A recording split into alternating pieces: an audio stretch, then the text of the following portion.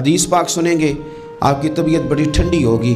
میرے نبی پاک صلی اللہ تعالیٰ علیہ وسلم ارشاد فرماتے ہیں کہ جو بندہ سوال سے بچنا چاہے گا، ارادہ کرے گا اللہ میں نے کسی سے نہیں مانگنا، فرمایا جو سوال سے بچنا چاہے گا رب اسے سوال سے بچا لے گا۔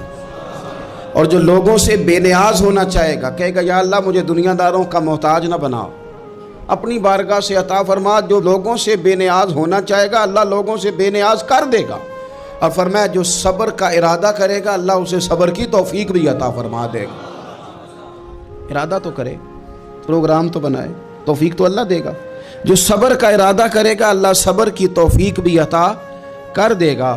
اور حضور صلی اللہ تعالیٰ علیہ وسلم فرمانے لگے یاد رکھو کسی بندے کو جو بہترین تحفہ دیا گیا ہے نا، اگر کسی کو کوئی بہترین عطیہ ملا ہے تو پھر اللہ تعالیٰ نے اسے صبر عطا فرمایا ہے۔ یہ بہترین تحفہ ہے۔